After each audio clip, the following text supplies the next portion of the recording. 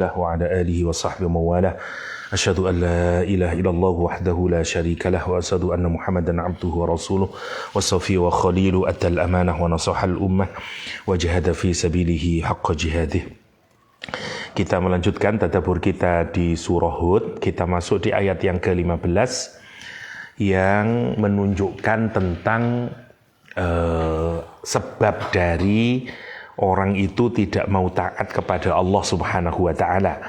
Ya, kita kan kemarin berbicara tentang keengganan orang ya untuk mengijabahi perintah Allah Subhanahu wa taala, iman sama Al-Qur'an, bahkan mereka meminta kalau memang Quran itu benar wahyu dari Allah, kenapa kok tidak diturunkan perbendaharaan saja dari langit atau malaikat saja yang turun, kan begitu. Sampai mereka menyatakan bahwa Quran itu adalah muftaroyat, sesuatu yang dibikin-bikin oleh Rasulullah SAW. Ya. Ayat ke-15 ini menunjukkan kepada kita alasannya kenapa ada orang yang bisa membutakan dirinya terhadap realitas yang bernama wahyu Allah Subhanahu wa taala. Alasannya adalah di ayat ini Allah menjelaskan man kana yuridul hayatad dunya wa zinataha nuwaffi ilaihim a'malahum fiha wa hum fiha la yubkhasun. Kalimatnya dibikin dalam bentuk kalimat bersyarat ya, man kana yuridul hayatad dunya wa zinataha, nuwaffinya jadi jawabnya. Yang menarik yang pertama, tambahan kata kana di ayat ini mestinya kan bisa saja mayuridul hayatad dunya. Kenapa kok ditambahi kana? Ini fungsinya adalah untuk menghadirkan makna al-istimrar wad dawam. Jadi terus menerus orang ini punya keinginan terus menerus, yang diinginkan adalah dunia dan zinataha dan perhiasannya. Menarik ya, orang itu kalau kita melihat perbuatan, kita ini harus melihat ke motifnya, kan gitu toh.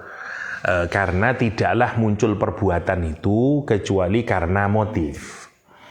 Makanya orang itu dianggap dewasa jika perbuatannya itu memang berangkat dari motif yang dia sadari. Misalnya ada teori di dunia psikologi ya, ada teorinya Jean Piaget, teori moral development itu.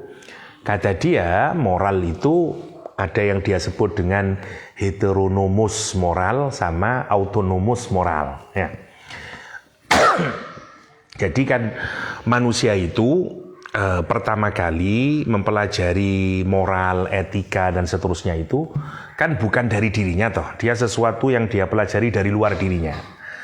Manusia pertama itu melihat apa yang baik, apa yang buruk itu berasal dari luar dirinya. Dan dia meyakini itu sebagai sesuatu yang absolut, tidak bisa dirubah. Dan yang baik itu adalah kalau saya mengikutinya. Karena kalau saya tidak mengikutinya, saya akan mendapatkan punishment. Kalau saya melanggarnya, saya akan dapat azab, dapat hukuman. Kalau saya taat, saya disebut good boy. Dan seterusnya. Nah, ini yang disebut oleh Jean Piaget sebagai heteronomus moral, ya, morality. Jadi moralitas yang disadari oleh anak bahwa dia tidak punya kaitan dengan moral itu. Nah, model moralitas yang kayak begini tidak baik. Kenapa? Karena tidak dewasa. Kita itu tidak menyadari bahwa sesuatu yang baik itu adalah kebaikan. Karena diimpos saja, diimpos itu namanya, ditanamkan kepada diri kita, kan gitu. Nah, menurut Jean Piaget, mestinya kita ini kalau sudah berusia 10 tahun ke atas, itu secara moral ya, orang itu sudah harus tahu bahwa kenapa saya melakukan itu dia sudah ada rasionalnya. Oh, memang saya suruh itu karena itu baik, karena saya akan begini, dan seterusnya. Sehingga kalau dia nanti punya karakter, itu bukan karena orang lain, tapi karena ada rasionalitas yang dia pahami, dan karena itu dia memang diharuskan untuk melakukan itu demi kebaikan dirinya dan kebaikan bersama. Nah, orang itu kalau sudah menyadari akhlak itu semacam itu, namanya autonomous morality. Nah, bayangin dalam psikologi itu kita diajarkan demikian. Mestinya kan kita juga begitu cara kita mengajar kepada bentuk moralnya anak itu juga harus begitu. Termasuk agama. Jangan sampean kalau pikirkan, sampean itu disuruh oleh Allah begini, oleh begini dan seterusnya. Itu kenapa sih kok sering kali kita tidak menjalankan dengan baik? Karena masih heteronomos, ya dah. Kalau kita ini sudah otonomos, pasti akan menjalankannya dengan lebih mudah dan seterusnya. Kecuali kalau orang yang sudah dekat sama Allah, meskipun tidak rasional, tapi cintanya sama Allah sudah cukup membuat dia taat, kan begitu toh. Meskipun mungkin bagi dia, saya belum tahu masuk akal atau tidaknya, tapi itu yang tidak ada dalam ilmu psikologi, Rek. Ya, makanya kenapa sih dalam agama itu disebutkan innamal a'malu binniyat? Karena otentiknya amal itu hanyalah ketika dia berkorelasi dengan niat yang benar di dalam hati. Itu yang disebut oleh Jean Piaget dengan autonomous morality, gitu. Kalau dalam teori perkembangan moral, ya. Atau kalau sampean seneng Kohlberg, namanya post konvensional, ya, stage-nya itu namanya. Oke. Anak PAI mestinya tahu karena pasti dapat teori perkembangan moral. Nggak tahu kalau nggak dapat. Nah, ini menarik. Jadi kalau orang sama kayak Kohlberg itu menarik, ya. Ilmu teorinya dia itu berawal dari apa yang nanti dikenal dengan Heinz dilema, ya, ceritanya itu. Jadi dia itu bikin cerita kasus tertentu, nanti ditanyain orang itu jawabnya apa. Dari jawabnya orang itu dia bentuk teorinya, gitu. Apa ya jawabannya itu tentang ini. Heinz itu punya seorang istri, istrinya sedang sakit parah, dan kemudian istrinya ini hanya bisa disembuhkan, kata dokter, oleh obat yang baru diciptakan oleh seorang kemis atau seorang apoteker. Pergilah dia ke apoteker. Apotekernya bilang, oh ini mahal ini, saya penelitiannya susah gini, harganya di 10 kali lipatkan. Sementara Heinz tidak punya uang. Istrinya sakaratul maut, mau mati nih. Nah, akhirnya Heinz pinjam kanan kiri teman-temannya, terkumpul uang hanya separuh. Belum cukup uangnya. Lah malam-malam ketika Heinz ini sudah tidak tahan, bagaimana lihat istrinya mau mati, sementara apotekernya tidak mau menjual dengan harga yang murah, dia masuk ke apotek tersebut, mengambil obatnya. Lah terus ditanyain oleh Kohlberg ini, lah apakah seharusnya Heinz itu ditangkap atau seharusnya Heinz itu dibebaskan? Karena dia sebenarnya mencuri itu demi untuk istrinya. Lah jawaban-jawaban itu nanti melahirkan 3 tahap moralitas, gitu. Kalau dalam Kohlberg menarik kalau kita sampean belajar, itu penting kayak gitu-gitu itu. Bedanya gini ya, karena teori-teori yang berasal dari psikologi itu kan, atau dari barat itu kan based on science toh. Nah itu akan sangat membantu kita mempelajari, menjadi alat yang sangat baik bagi kita untuk melajari model-model ayat, pemahaman terhadap ayat yang kayak begini nih.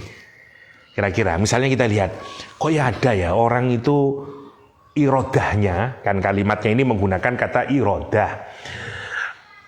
Irodah itu adalah kalau orang punya pikiran yang terus-menerus ada di kognisinya, terus-menerus, dari kata rodda ya ruddu itu bolak-balik di sini. Nah, sampai jadi irodah gitu. Memang dia awalnya dari khotiroh, dari lintasan pemikiran, tapi khotiroh itu berkembang, ya, dari khotiroh nanti jadi irodah gitu. Karena wis pikir, ya apa ya Fatimah apa Zulaikha ya, berarti terus ngono. Nah, nanti jadi irodah. Nah, irodah itulah yang melahirkan amal. Ya. Nah, Quran itu menyatakan efek dari orang ini, kita kalau ngelihat perbuatannya tadi itu menolak Al-Quran, menyatakan Al-Quran itu adalah sesuatu yang dibikin oleh Nabi, menolak bahwa mestinya kalau memang wahyu itu mbok yang turun itu kanzun, mbok yang turun itu malakun, kan begitu toh. Ini kan semua perbuatan, Rek. Kita ini kalau ngelihat perbuatan orang, jangan hanya berhenti di perbuatan itu sendiri, di outcome. Lihatlah prosesnya itu dari something yang tersembunyi, yaitu sisi internalnya orang. Lah, lek di jin piase, soalnya begini, kalau di jin piase ada 2 orang anak, namanya Mary, satunya Margaret. Psikolognya menarik ya. Jadi Mary ini pingin menghadiahkan kain tenunan kepada ibunya. Terus dia pinjam sama ibunya gunting. Karena dia mau menggunting hasil tenunnya, terus dikasihkan ke ibunya, surprise. Makanya enggak tahu ibunya. Lah, karena dia belum pinter bikin guntingnya itu, begitu gunting kain tenunnya, kena bajunya, lobang bajunya. Satu, Mary ini. Margaret enggak. Dia enggak bilang sama ibunya, tiba-tiba ngambil gunting ibunya, ceritanya. Terus dia mainlah dengan gunting itu sampai kemudian akhirnya lobanglah bajunya. Lah, kalau kata jin piase, mana yang harus disalahkan? Nah, kalau jin piase itu. Nanti jadi 2 teori itu, Rek. Jadi teori heteronomous sama autonomous morality. Nah, bedanya adalah kita ini tidak boleh melihat kejelekan itu hanya dari outcome-nya, harus dilihat dari intentionnya, gitu. Sama yang ini intensinya baik sebenarnya, mau bikin surprise kepada ibu. Nah, Allah, kita dalam agama kan menarik toh.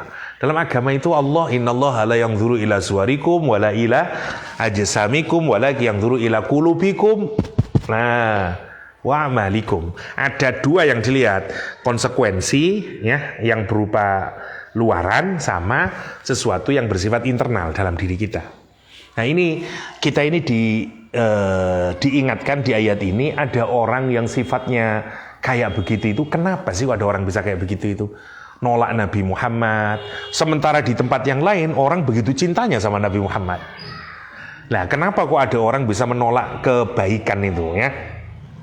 Kata Al-Quranul Karim, karena sebenarnya intensinya dia itu adalah al-hayatud dunya wa zinataha, gitu. Tujuan dia itu dalam apapun saja, nanti dalam ibadah, dalam beramal, dalam apapun saja, itu adalah dunia dan perhiasannya. Orang kalau tujuannya dunia dan isinya, kata Allah SWT, nuwaffi ilaihim, disempurnakan balasannya oleh Allah di dunia ini. Ya, nuwaffi ilaihim a'malahum fiha. Ya, nanti disempurnakan semua balasan amal-amalnya di dunia ini dan disempurnakan di dunia, tidak ada yang dilewatkan. Wa hum fiha la yubkhasun, dan sementara dia fiha nanti di akhirat sana, dia nanti di dunia itu la yubkhasun, tidak akan dirugikan. Semua disempurnakan kalau orang memang orientasinya di dunia oleh Allah SWT. Ini gini, Rek, Syekh Mutawalli Sya'rawi itu punya prinsip yang menarik seperti kemarin kayaknya saya jelaskan ya. Ada 2 hukum sebenarnya Allah itu. Satu namanya hukum alam, yang satu namanya hukum sosial atau hukum moral. Ilmu pengetahuan itu menyebut sebagai hukum alam. Kalau dalam bahasa agama tidak disebut dengan hukum alam, disebut apa? Sunnatullah, kan gitu toh. Sunnatullah itu kan gini toh, Rek. Sunnah itu sesuatu yang terjadi secara reguler. Karena terjadi terus menerus, reguler, namanya sunnah, kan gitu toh. Makanya bahasa modernnya sunnah itu tradisi. Sunnah itu tradisi. Lah, kamu kalau mempelajari sains, kenapa kita bisa menghasilkan teori, mau fisika, mau kimia, mau apapun? Karena kita mendapatkan regularitas di alam. Jadi sampean ngambil data nih, ketemu X jadi begini, ngambil lagi, iya podo aja ketemu, ada regularitas. Kalau ndak reguler, ndak bisa jadi teori. Makanya karena sampean menemukan kesamaan terus menerus, lah makanya disebut dengan sunnatullah. Gitu. Dalam bahasa sains disebut dengan sains itu kan generalisasi dari data yang sampean dapat karena datanya selalu menunjukkan A menuju B, A menuju B. Oh, berarti kamu generalisasi. Regularitas, dalam Al-Qur'an disebut dengan sunnatullah. Dan Quran itu menarik, kata Al-Qur'an itu la tabdila li sunnatillah. Ya, tidak akan ada perubahan dari tradisi yang memang Allah letakkan di alam semesta ini. Makanya kita bisa menemukan teori-teori itu, gitu. Archimedes, mau apapun saja karena tadi itu, karena ada karena ada regularitas itu terus menerus. Nah, yang menarik, orang itu cenderung kalau terhadap hukum yang sifatnya alam itu taat. Kenapa coba? Karena konsekuensinya langsung. Zuharul fasadu fil barri wal bahr bima kasabat aydin nas liyudhiqahum bima amilu. Karena oleh Allah suruh nyicipin akibat dari perbuatan yang kamu lakukan itu. Konsekuensinya langsung. Kalau tidak percaya buang aja sampah terus lah banjir. Langsung kalau di alam ini. Begitu kita melawan hukum alam, kita akan dapat konsekuensinya immediately. Nah, sebenarnya Allah itu juga punya hukum yang kedua, namanya hukum sosial. Ini social scientist. Nanti lahir jadi sosiologi, lahir jadi macam-macam itu. Jadi psikologi. Bedanya orang itu terhadap hukum sosial cenderung melawan. Cenderung kalau ulah percaya nantilah. Kenapa? Karena memang hukumannya tidak langsung gitu. Makanya kita misalnya Quran menyatakan innal ladzina ya'kuluna amwalal yatama zulman innama ya'kuluna fi butunihim nar wa yaslauna sa'ira misalnya. Ini kan hukum moral toh, Rek.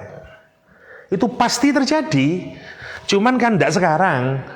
Buktinya gemuk-gemuk itu banyak dulu sampai di televisi itu orang yang nanganin anak yatim itu kaya-kaya dan seterusnya. Dia makan, buktinya di perutnya tidak ada api lah gitu toh.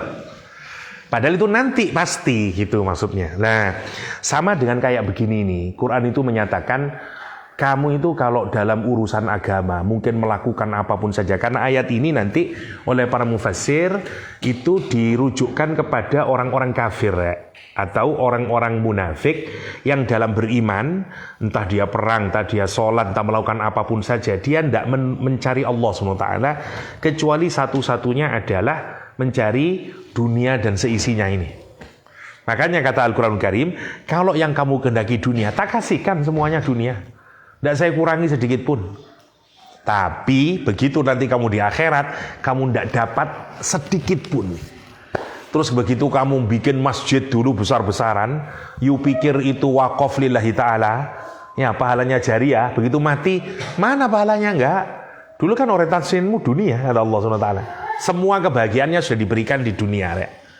Itu yang menarik dari ayat ini ya, ayat ini. Sayangnya sudah maghribnya, saya sebenarnya pingin banyak. Tapi tidak popowes, insya Allah selalu ada manfaatnya ya. Saya tambahi saja dengan satu cerita orang yang orientasinya bukan dunia. Namanya Abdul Uzza. Dulu ada orang miskin, bapaknya terus mati, pamannya tidak punya anak, seneng diambillah sebagai anak. Wah, dikasih macam-macam sudah, dikasih unta segala macamnya, kaya lah. Begitu Rasulullah pindah ke Madinah, orang ini setiap ada sahabat menuju Madinah atau pulang dari Madinah, dia tanya, siapa Muhammad, gini. Sampai akhirnya dia masuk Islam. Tapi dia simpan keislamannya karena takut sama pamannya. Somehow suatu hari dia sudah tidak tahan, bilang sama pamannya, "Paman, saya ini sebenarnya sudah lama menunggu keislaman sang paman, tapi kayaknya paman tidak tertarik deh sama Islam."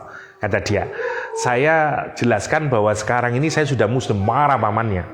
"Kalau kamu memang sudah muslim, kembalikan semua yang pernah aku berikan kepadamu. Untanya, kudanya, semuanya. Termasuk saking marahnya, baju yang kamu pakai copot." Sehingga dia tidak punya apa-apa, pergi ke ibunya. Ibunya juga miskin, namanya yatim ya. Akhirnya dia dikasih 2 kain yang kasar ya, dan lorek-lorek. Dalam bahasa Arab, kain kasar yang lorek-lorek itu bijad dalam bahasa Arab. Oke. Dia terus pergi sama ibunya, "Pergilah kamu ke Madinah, pergilah ke Madinah." Karena dia rela untuk melepaskan semua dunia ini. Dia tidak yuridul hayatad dunya wazinataha. Siapa yang diinginkan? Yuridullah wa rasulah, orang ini.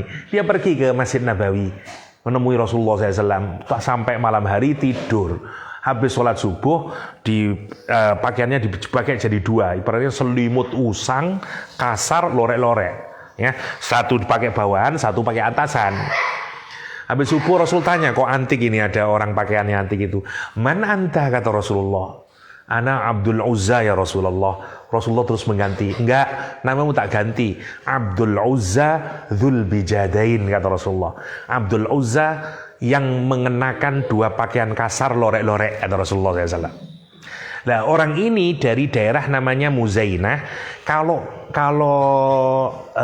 bicara itu keras. Dan dia kalau ngaji, kalau sholat, itu keras suaranya. Nah, yang menarik, Abu Dzar komplain, karena dia kemudian oleh Nabi disuruh tinggal di Masjid Nabawi, menjadi ahli suffah, ya, kekumpulan orang-orang yang miskin sana. Nah, kalau kenceng dia kalau bicara ini. Akhirnya Abu Dzar protes, tidak dihiraukan, pergi ke Rasulullah. "Ya Rasulullah, ini Dzul Bijadain kalau bicara keras banget. Kalau sholat, doa, baca Quran, kata da'hu fa innahu al-awwah," kata Rasulullah. "Biarkan saja dia, karena dia orang yang paling banyak merintih kepada Allah," kata dia. Nah, singkat cerita di perang Tabuk, dia datang ke Rasulullah SAW dan menyatakan, "Ya Rasulullah, doakan saya untuk menjadi orang yang mati syahid." Kata Rasulullah, Rasul kemudian berdoa, "Ya Allah, haramkan darahnya anak ini, orang ini bagi orang-orang kafir." Dia, "Loh, kalau begitu saya tidak bisa syahid ya Rasulullah." "Enggak," kata Rasulullah. "Kamu memang tidak akan bisa dibunuh oleh orang kafir, tapi misalnya kamu naik unta, turun, jatuh, kamu akan syahid. Misalnya kamu terpelanting, kamu akan mati, kamu syahid," kata Rasulullah. Nah, dalam perjalanan dalam perang Tabuk, beliau sakaratul maut. Nah, peristiwa yang terakhir ini yang menarik. Abdullah bin Mas'ud yang melaporkan kisahnya, "Malam hari itu kami istirahat. Ya, karena menuju Tabuk itu. Kami lihat tempat tidur Nabi kosong, lihat tempatnya Umar kosong, tempatnya Abu Bakar kosong. Saya melihat kanan kiri, kemudian saya melihat ada api dalam kegelapan malam itu. Saya menuju ke sana, ternyata ada Bilal yang membawa obor. Ternyata Rasulullah, Abu Bakar dan Umar sedang menguburkan Abdullah Dzul Bijadain. Rasulullah ada di bawah, di liang lahat. Yang ada di atas Abu Bakar dan Umar. Terus Rasulullah sendiri yang meminta, "Tolong ulurkan saudaramu itu." Jadi sing nampani jenazah Rasulullah SAW.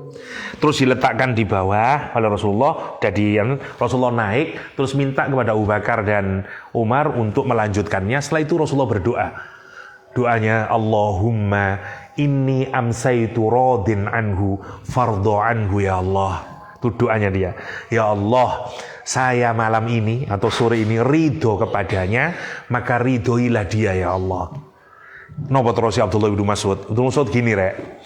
Saya ini iman 15 tahun lebih lama daripada Dzul Bijadain. Tapi saya ngiri apakah saya nanti mati sespesial itu." Ada dia. Rasulullah sendiri yang turun di liang lahat, yang nampanin jenazahnya dan melihatnya. Abu Bakar As-Siddiq dan Umar itu bahkan berkomentar gini, "Lawaditu anni sahibul hufrah," kata dia. "Saya itu sangat ingin akulah yang menjadi mayit itu. Karena saking mulianya Dzul Bijadain." Ya.